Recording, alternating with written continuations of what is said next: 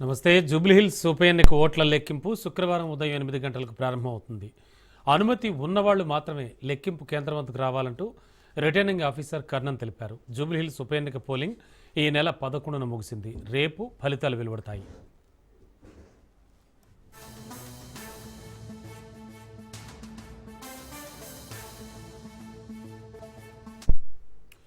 ఉప ఎన్నిక ఓట్ల లెక్కింపునకు అన్ని ఏర్పాట్లు పూర్తి చేశామని కర్ణన్ తెలిపారు. రేపు ఉదయం పోస్టల్ బ్యాలెట్లతో కౌంటింగ్ ప్రారంభమవుతుందని తెలిపారు. 407 పోలింగ్ కేంద్రాలకు సంబంధించిన ఓట్లను లెక్కిస్తామని వెల్లడించారు. మొత్తం 58 మంది అభ్యర్థులు ఉన్నందున ప్రత్యేక అనుమతి తీసుకుని ఈ లెక్కింపునకు 42 టేబుళ్లను ఏర్పాటు చేసినట్లు తెలిపారు.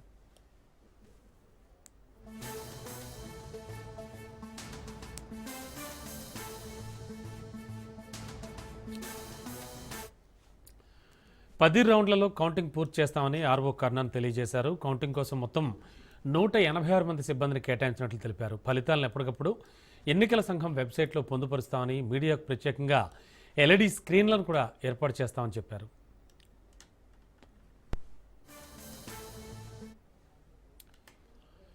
ఓట్ల లెక్కింపు కేంద్రం వద్ద 250 మంది పోలీసులతో బందోబస్తు ఏర్పాటు చేసినట్లు నగర జాయింట్ సిపి తెలిపారు. 15 ప్లాటూన్ల సిబ్బందిని రప్పిస్తున్నామని అన్నారు. 144 సెక్షన్ అమల్లో ఉంటుందన్నారు. అనుమతి ఉన్నవారు లెక్కింపు కేంద్రాల వద్దకు రావాలంటూ సూచించారు. శాంతి భద్రతలకు భంగం వాటిల్లితే చర్యలు తప్పవని హెచ్చరించారు.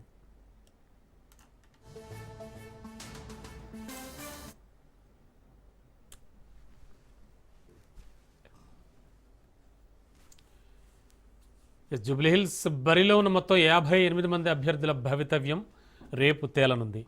కట్టుదిట్టమైనటువంటి ఏర్పాట్లన్నీ కూడా చేశారు రేపటి కౌంటింగ్కి. ఇక మరింత అదనపు సమాచారం అందించడానికి మా బ్యూరో చీఫ్ రాజిరెడ్డి సిద్ధంగా ఉన్నారు. రాజిరెడ్డి, ఎటువంటి ఏర్పాట్లు చేశారు అండ్ మోరోవర్ ఎన్ని గంటలకి తొలి ఫలితం వెలువడే ఛాన్స్ కనిపిస్తోంది? అలాగే ఏమిటి అసలు ఓవరాల్గా సిచ్యువేషన్?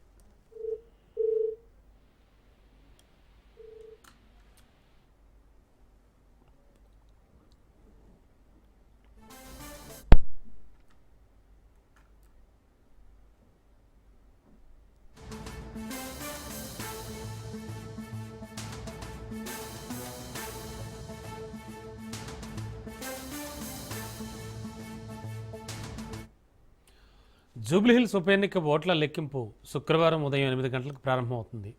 అనుమతి ఉన్నవాళ్లు మాత్రమే లెక్కింపు కేంద్రం వద్దకు రావాలంటూ రిటర్నింగ్ ఆఫీసర్ కర్ణన్ తెలిపారు. జూబ్లీహిల్స్ ఉప ఎన్నిక పోలింగ్ ఈ నెల 11 ముగిసింది. రేపు ఫలితాలు వెలువడతాయి.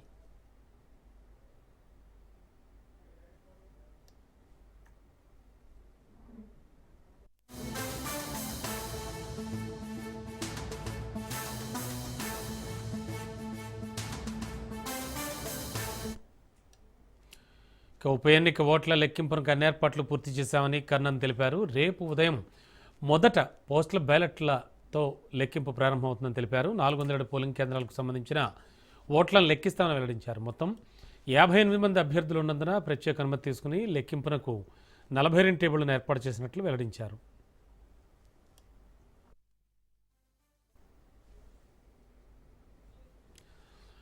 పది రౌండ్లలో కౌంటింగ్ పూర్తి చేస్తామని ఆర్ఓ కర్ణన్ తెలియజేశారు. కౌంటింగ్ కోసం మొత్తం 186 మంది సిబ్బందిని కేటాయించినట్లు తెలిపారు.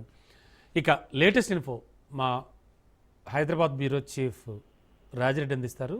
రాజిరెడ్డి, ఎటువంటి ఏర్పాట్లు చేశారు? అలాగే తొలి ఫలితం ఎప్పుడు వస్తుందని చెప్తూ ఉన్నారు? మొదటగా పోస్టల్ బ్యాలెట్లను కౌంట్ చేస్తారు. ఆ తర్వాత ఈ యొక్క కౌంటింగ్ అనేది ప్రక్రియ మొదలవుతుంది. మొదటగా పోస్టల్ బ్యాలెట్ లో వృద్ధులకు, అదేవిధంగా ప్రభుత్వ ఉద్యోగులకు ఈ యొక్క పోస్టల్ బ్యాలెట్ లో ఓటు కల్పించే అవకాశం పొందారు కాబట్టి మొదటగా వాళ్ళ ఓట్లు కౌంట్ చేస్తారు. ఆ తర్వాత ఈవీఎం మిషన్ల ద్వారా ఓటింగ్ కు వచ్చినటువంటి ఓట్లను కౌంట్ చేస్తారు. అయితే మొదటి ఫలితము స్టార్ట్ అయిన తర్వాత కేవలం 15 నిమిషాల లోపల వచ్చే అవకాశం ఉంటుంది. ఎందుకంటే మొదటగా ఇవన్నీ కూడా ఈ పోస్టల్ బ్యాలెట్ ను కట్టలు కట్టేసి అవి కౌంట్ చేస్తారు. అంటే ఆ పోస్టల్ బ్యాలెట్ లాస్ట్ కౌంట్ అవుతాయి. మొదటి విడత నుంచి ఈ యొక్క 8 గంటలకు పోలింగ్ ఈ కౌంటింగ్ స్టార్ట్ అయినప్పటి నుండి హాఫ్ అన్ అవర్ లోనే మొదటి ఫలితం విడుదలయ్యే అవకాశం ఉంది. మొత్తానికి చూసుకున్నట్టయితే గెలుపు పైన ఓ వైపు బీఆర్ఎస్, అదేవిధంగా కాంగ్రెస్ ధీమా పెట్టుకున్నాయి. ఈ యొక్క నేపథ్యంలో కోట్ల విజయభాస్కర్ రెడ్డి ఇండోర్ స్టేడియంలో ఈ కౌంటింగ్ కు సంబంధించినటువంటి అన్ని ఏర్పాట్లు పూర్తి చేశారు. కట్టుదిట్టమైనటువంటి బందోబస్తును కూడా, భద్రతను కూడా ఏర్పాటు చేశారు. అదే విధంగా రెండు పార్టీలు ఈ యొక్క ఎన్నికను అత్యంత ప్రతిష్టాత్మకంగా తీసుకున్నాయి కాబట్టి రేపు ఈ యొక్క ఫలితాలు విడుదల కానున్నాయి కాబట్టి ఈ యొక్క కౌంటింగ్ రేపు పూర్తవుతుంది కాబట్టి అక్కడ ఎలాంటి ఘర్షణ వాతావరణం లేకుండా పోలీసులు అయితే పెద్ద ఎత్తున మోహరించారని చెప్పుకోవచ్చు. అంతేకాకుండా రేపు ఎట్లా ఈ కౌంటింగ్ ప్రక్రియ ఎలా ఉండబోతుంది ఏంది అనేది కూడా మొదటగా కౌంటింగ్ హాల్లోకి వెళ్ళినటువంటి ఏజెంట్లకు కూడా అక్కడ ఉన్నటువంటి అధికారులు వివరిస్తారు. ఎవరికైతే కౌంటింగ్ సంబంధించినటువంటి పాసులు ఉంటాయో వారిని మాత్రమే అనుమతిస్తారు. రమణబాబు, ఓకే, ఓవరాల్గా చూస్తే కనుక కౌంటింగ్ సెంటర్కి ఎంత దూరం వరకు కూడా వీళ్ళందరినీ అంటే అటు లీడర్స్ కావచ్చు, అలాగే కార్యకర్తలు కావచ్చు, వాళ్ళకి అనుమతి ఇస్తున్నారు? Okay, anyway, thank you Rajireddy.